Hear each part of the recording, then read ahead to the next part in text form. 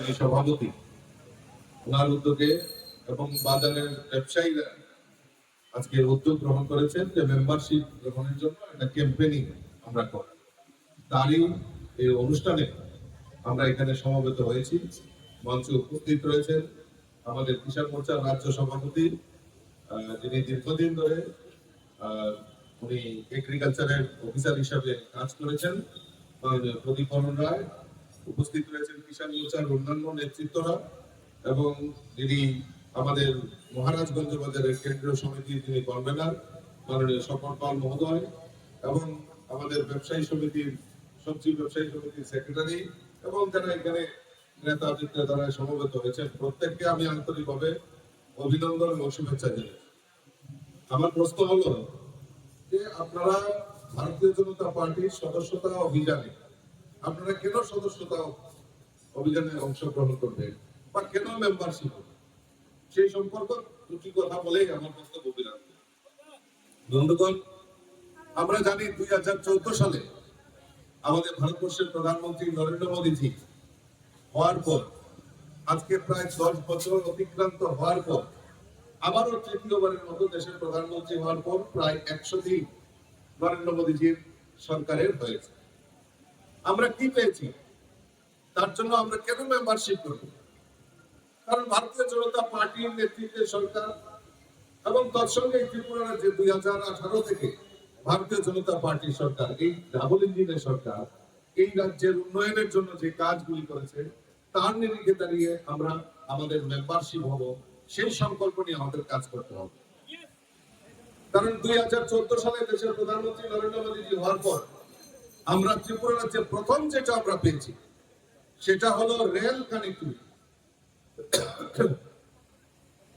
আমরা শুনেছি অনেকে চিৎকার করেন, এর আগে কমিউনিস্টের বন্ধুরা চিৎকার করতেন, বলে 40 বছর ওনারা আন্দোলন করেছেন। তো 40 বছর আন্দোলন করার ফলে কেন্দ্রে তাদের বন্ধু সরকার ছিল, কিন্তু কোনোদিনও সম্ভব হয়নি স্বাধীনতার পর এই ত্রিপুরা রাজ্যে রেলের কানেক্টিভিটি করা। মোদীজি 2014 সালে দেশের প্রধানমন্ত্রী হয়েছে আর 2016 সালের মধ্যে আগরতলা নয় সাপ্রম পর্যন্ত রেলের কানেক্টিভিটি হয়ে গেছে, যেটা কারো দ্বারা সম্ভব নয়। মাত্র 2 বছরের মধ্যে সেটা করে দেখিয়েছেন আমাদের দেশের প্রধানমন্ত্রী নরেন্দ্র মোদীজি। আমাদের কাছে মাত্র একটা জাতীয় সড়ক ছিল, আসাম আগরতলা জাতীয় সড়ক। আসাম আগরতলা জাতীয় সড়ক আজকে আমরা মোদীজির কল্যাণে 9টি ন্যাশনাল হাইওয়ে পেয়েছি। 6টা ন্যাশনাল হাইওয়ে অলরেডি কাজ হয়ে গেছে, বাকিগুলিরও কাজ শুরু হবে ইতিমধ্যে। আমাদের উত্তর পূর্বাঞ্চলের পার্শ্ববর্তী রাজ্য আসাম থেকে সবজি আনতে হয়। আপনারা নিশ্চয়ই উপলব্ধি করতে পারছেন 2018 আগে যে রাস্তা আর বর্তমানে যে আসাম আগরতলা যে জাতীয় সড়কের রাস্তা, তার যে আমূল পরিবর্তন হয়েছে, তাতে আপনাদেরও লাভ হয়েছে। আপনারাও সঠিক সময়ে এই আপনাদের সবজি বাইরে থেকে আপনারা এখানে ত্রিপুরায় আনতে পারেন, তার একটা সুফল আপনারা পেয়েছেন। আজকে ইন্টারন্যাশনাল এয়ারপোর্ট, আমরা কোনোদিনও ভাবতে পারিনি যে আগামী উত্তর পূর্বাঞ্চলের মধ্যে আগরতলা বিমানবন্দর এত সুন্দর বিমানবন্দর হবে। ত্রিপুরা রাজ্যের যে বিমানবন্দর সবচেয়ে বড় এরিয়া নিয়ে, উত্তর পূর্বাঞ্চলের মধ্যে আমরা যদি আসাম, আমরা মেঘালয়, মণিপুর, নাগাল্যান্ড আমরা দেখি, তার থেকে সবচেয়ে বড় এয়ারপোর্ট আমাদের এই আগরতলা বিমানবন্দর ইন্টারন্যাশনাল এয়ারপোর্ট। আজকে আমাদের পরিকাঠামো তৈরি হয়ে গেছে, যে কোনো সময় আজকে আমাদের এই ইন্টারন্যাশনাল এয়ারপোর্ট আমাদের তৈরি হবে। আর তাতে আমাদের এই রাজ্যের ব্যবসা বাণিজ্য থেকে শুরু করে অনেক কিছুর আমূল পরিবর্তন হবে।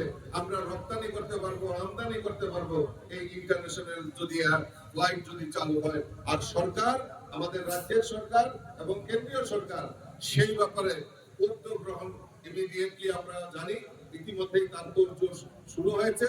আর শুধু আমাদের মোদীজির হরিঝন্ডি দেখিয়ে আমাদের এই ইন্টারন্যাশনাল এয়ারপোর্টের উদ্বোধন করবে, তার সুফল আমরা পেতে পারি।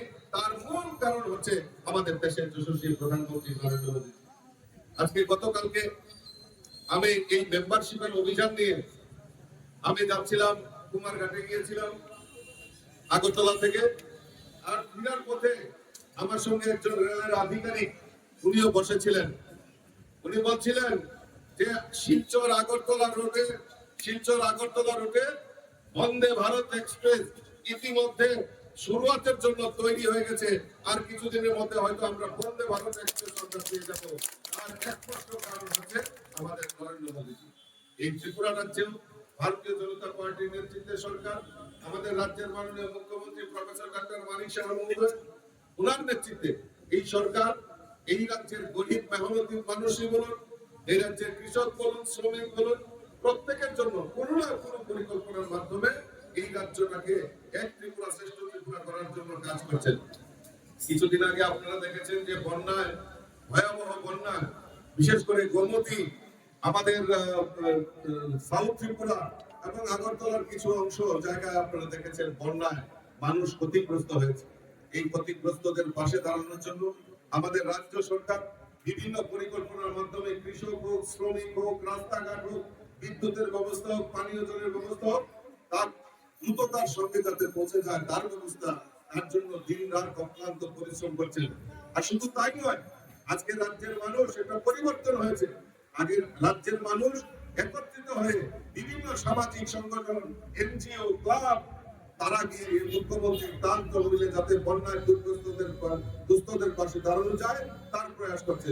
গতকালকে আমার কাছে এই মহারাজগঞ্জ বাজারের কনভেনার সবজি ব্যবসায়ী সমিতি, ওনারা গিয়েছেন, আলাপ করেছেন যে আমরাও এই বন্যায় ক্ষতিগ্রস্ত মানুষের পাশে দাঁড়িয়ে মুখ্যমন্ত্রীর দান তহবিলে দান করতে চাই।